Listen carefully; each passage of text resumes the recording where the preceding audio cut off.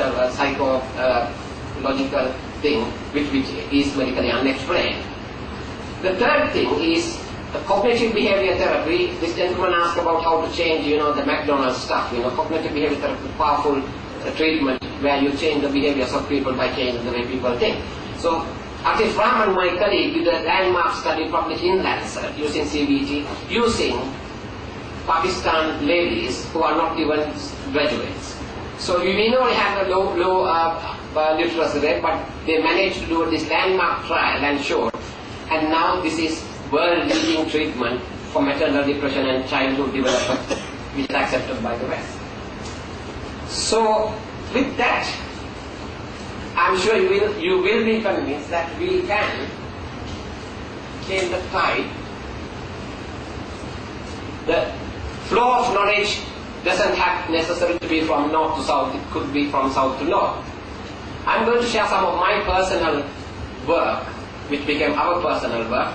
This is an institution I started in 2000, just single room by myself, which is an institution now, with many academics, state-of-the-art genetic lab.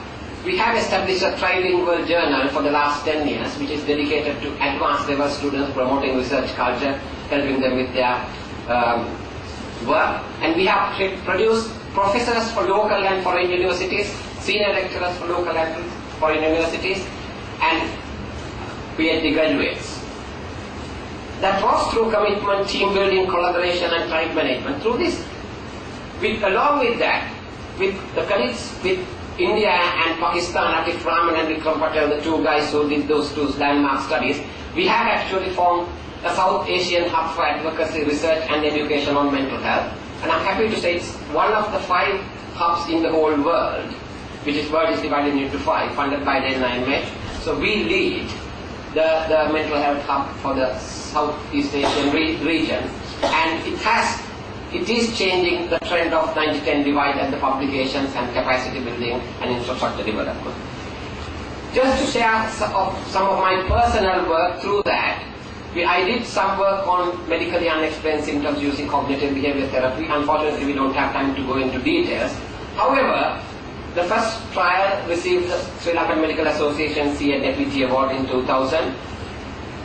My MD thesis and PhD thesis was based on this, but that's not the issue. We have published many things, and the most important thing, this CNFET award 2008 was given to a manual we developed for WHO. It was a commission project, and I'm very happy to say that it's one of the internationally recognized first-line treatment manuals for post-trauma, not surgical, psychological people who come with medically unexplained symptoms, which is a very huge problem worldwide. So Interagency Standing Committee of the WHO actually integrated this its first line. We have a free poster and a book, and we trained after Chinese disasters, Pakistan. We have trained a lot of people, and even in Sri Lanka after tsunami.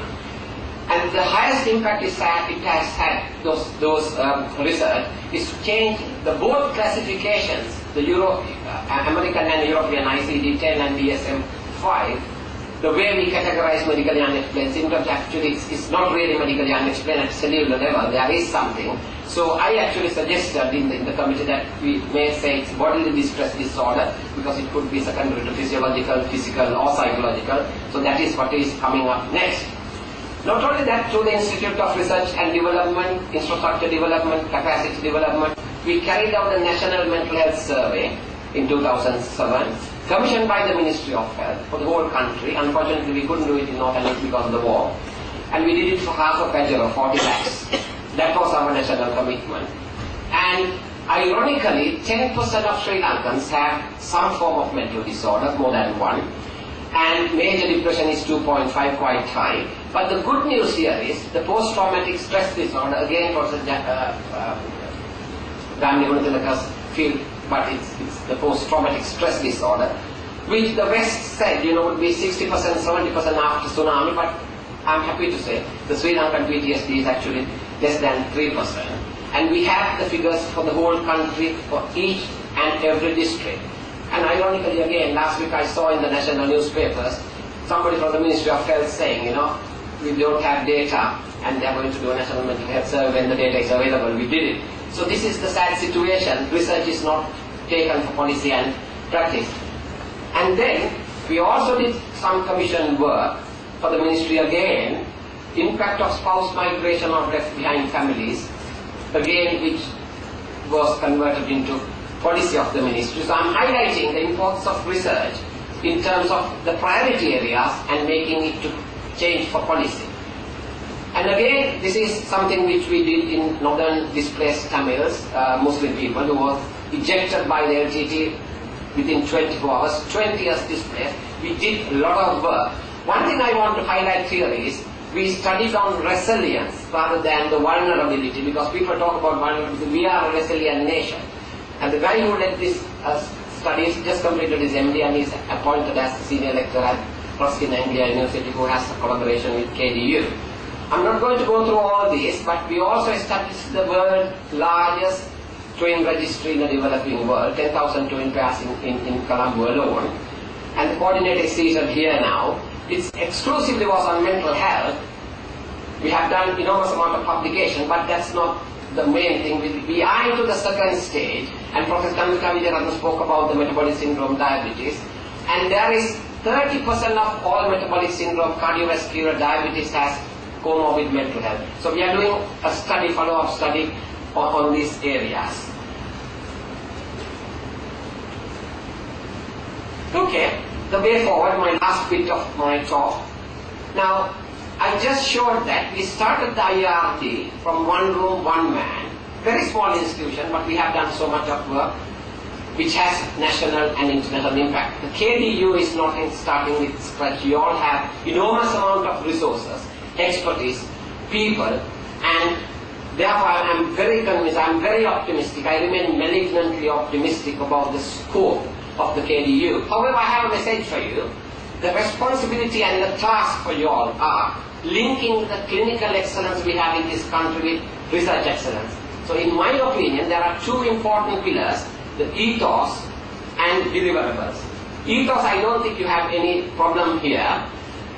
You have a good team. There are visionaries in KDU. I have absolutely no doubt about it. There are activists, there are pragmatists and theoreticians. That's how we won the war. So that aspect is well covered. And again, when it comes to ethos, the capacity building, there has to be a top-down and bottom-up approach. That's what my experience.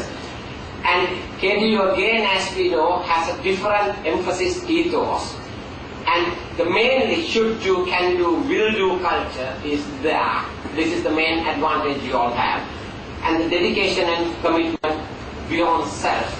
I'm very confident the dedication and commitment we saw in Nandi Kadal will be here.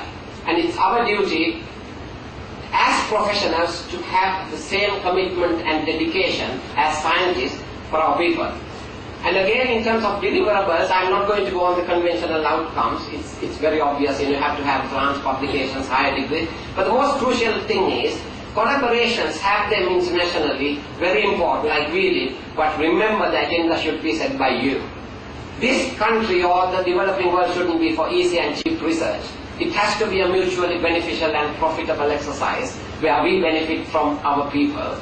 And most importantly, the increased public awareness and user engagement, like Professor Kamika spoke, and working for policy impact. And research cannot be for personal, curiosity-driven research is fine, but you need to make sure that your work is converted into policy and practice, and have an overarching research culture. We heard about Professor Seranayake, he's eminent scientist. We have people like that, but we need millions of people like that. So I'm talking about overarching research culture. So my last few slides, essential ingredients. Excellence is the most paramount important thing. Quality of being outstanding and extremely good. Good at individual level, group level, institution level and national level. Commitment, teamwork, dedication and supervision is a must. Time management and particularly effective communication and effective use of email. So there are 6 keys. Pursue what you love. Do the hardest work first. Practice intensely. Take regular renewal breaks. Ritualize practice and take feedback.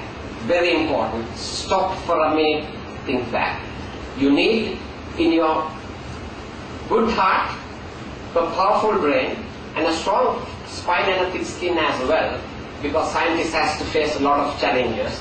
Determination, resilience, vision and mission in life beyond self is a must. Be ambitious, but not ruthless ambition though, where you try to stab somebody behind. Aim for the sky, I'm pretty sure you'll at least end up on a treetop. But be aware of burnout. You may burn out, so you need to relax, look after your team. Never compromise on ethical obligations. Protect your most important ally, the resource, the human resource. Protect them. Ethics is beyond consent and information leaflet. Remember that. It has to be social and scientific value. Like politicians, the scientist has to be accountable to public and has to be transparent. One last slide I want to share. Role of Sri Lankan domiciled abroad like us. I hate to say expatriates because the Oxford definition of expatriate is somebody living abroad or expelled or removed and withdrawn from citizenship or their allegiance. Videsha Gata Lankian, there are Gata Videshiya, Hita Deshiya like us, but remember there are Gata here, their Hita is somewhere else.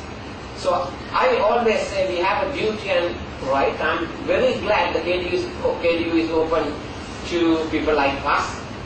And there are a lot of scientists all over the world, Sri Lankans, doing very well.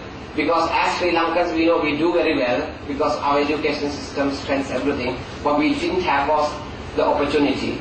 But I'm very, very happy and proud and very optimistic. That's why I came all the way from UK, particularly for this. And I'm very optimistic.